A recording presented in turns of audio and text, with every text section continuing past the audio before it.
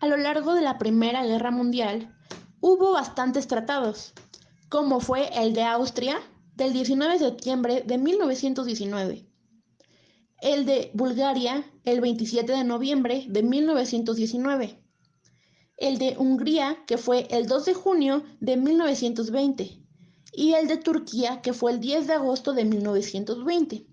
Pero uno de los que destacan más es el Tratado de Versalles, que fue un 28 de junio de 1919, a las afueras de París, donde los designatarios europeos se congregaron en el Palacio de Versalles para firmar uno de los tratados más odiados de la historia. Fue firmado por más de 50 países.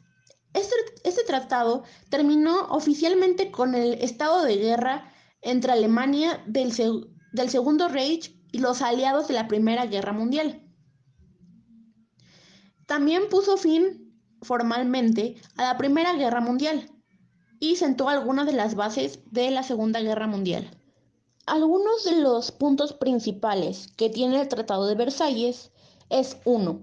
Crear la Sociedad de Naciones, organismos que velarían por la paz internacional. 2. Obligar a Alemania a aceptar total responsabilidad moral y material por la guerra. 3. Exigir la consignación de armamento y navíos militares alemanes a los aliados. Posterior al Tratado de Versalles, se produjeron algunas consecuencias, entre ellas: 1. Alemania tuvo la pérdida del 13% de sus tierras. 2. Gran golpe a la economía alemana, ya que se vio obligada a pagar una enorme suma de dinero por indemnizaciones. 3. Fuerte pérdida de poder militar alemán, que luego fue recuperado por Adolf Hitler. La crisis económica de 1929. Como se sabe, se presentó por la falta de liquidez de la economía norteamericana, al contraerse la oferta monetaria en más de una tercera parte. Se originó en los Estados Unidos a partir de la caída de la bolsa de Wall Street y rápidamente se extendió a casi todos los países del mundo. Se sabe que este es conocido como el Martes Negro, aunque 5 días antes, o sea el 24 de octubre, se había producido el Jueves Negro. La Gran Depresión comenzó en 1929 y sus efectos se dejarían sentir hasta 1940 o comienzos de 1941 en el caso de algunos países. Dentro de los ámbitos de la producción industrial, la agricultura, la construcción y la banca, los efectos de la crisis fueron devastadores. Debido a esta constatación, se mantiene la idea de que la Gran Depresión de 1929 es, sin duda, la mayor y más grande crisis económica que ha habido en la historia debido a sus largos efectos en el tiempo. Cabe señalar que las causas exactas de la Gran Depresión, que proporcionaron la caída tan abrupta de los mercados financieros y económicos, todavía hoy se desconocen. Sin embargo, se pueden apuntar algunos factores, tales como el quiebre en cadena de miles de bancos, congelación de ventas y producción, se paralizaron millones de negocios y empresas, pésimas políticas del gobierno de Estados Unidos. La política estadounidense no supo hacer frente a un descalabro económico que no tenía ningún tipo de precedente, y las consecuencias económicas de la Primera Guerra Mundial en el mundo. Las consecuencias de la Gran Depresión fueron devastadoras y extensas en desempleo. El paro parcial y las tasas de desempleo se dispararon de manera brutal y trajeron consigo enormes episodios de hambruna, mendicidad y enfermedades en todo el mundo. Su caída demográfica. Como consecuencia de las ausencias de trabajo, cayeron en picado el número de bodas y con ellas de la natalidad, así como el aumento de la migración derivó a un fuerte descenso demográfico. Las clases media e inferiores fueron las que más sufrieron los efectos de esta crisis, tales como enfermedad, miseria, hambre y muerte. A nivel político, el hambre y la miseria conformaron excelentes caldos de cultivo para el surgimiento de formas de gobierno totalitarios y dictatoriales de ultraderecha en España, Alemania e Italia, lo que conduciría sin remedio a la Segunda Guerra Mundial. Duración extensa. La crisis de 1929 fue especialmente larga, hasta el punto en que, en algunos de los países, se alargó hasta la década o más. Estados Unidos comenzó a recuperarse en la crisis, en parte gracias al ascenso al poder de Franklin Roosevelt, perteneciente al Partido Demócrata, como presidente en 1933. Su llegada dio inicio a una serie de medidas de índole política y económica que recibieron el nombre de New Deal y que se concretaron en un aumento de control de la economía por parte del Estado, de manera que se redujo en gran medida el problema del desempleo. Propusieron leyes de seguridad social y de vivienda, así como un sistema fiscal más eficiente. El fascismo fue un movimiento de masas y una ideología política que dominaron distintas partes de la Europa de la primera mitad del siglo XX, especialmente en el contexto previo a la Segunda Guerra Mundial.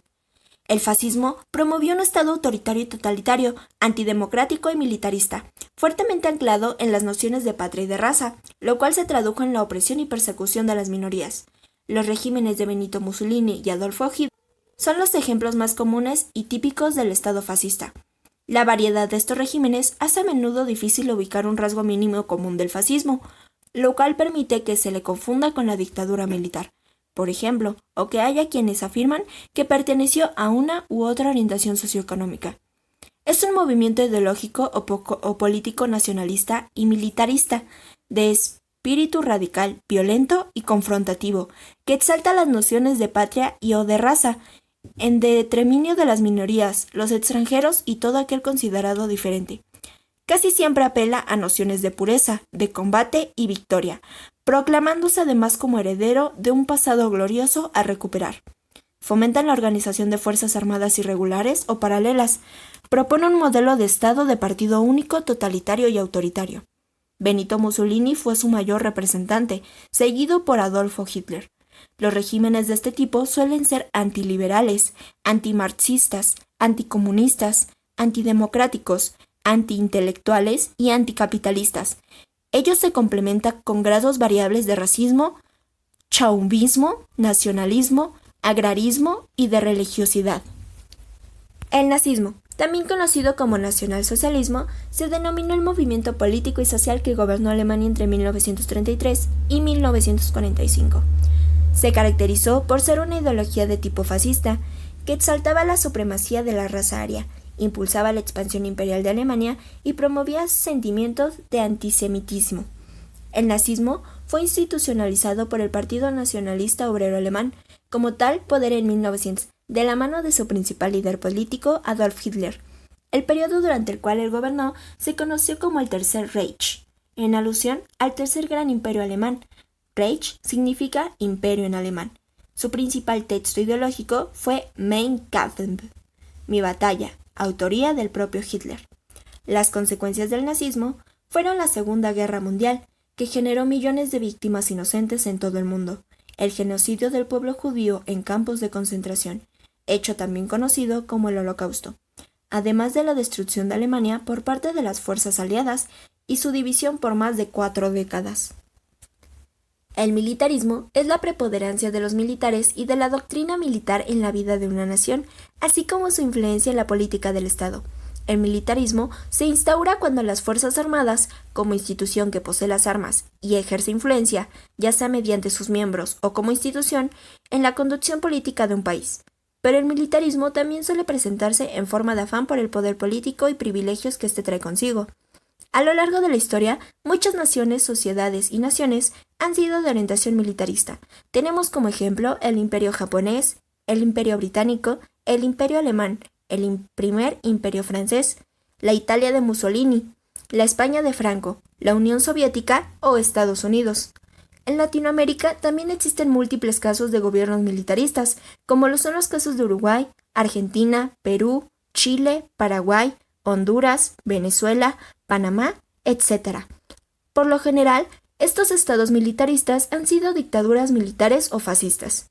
Una de las características esenciales que muestra el viraje militarista de la política de un país es el gasto que éste destina al armamento, y si se tiene una fuerza militar que es controlada por el jefe de Estado.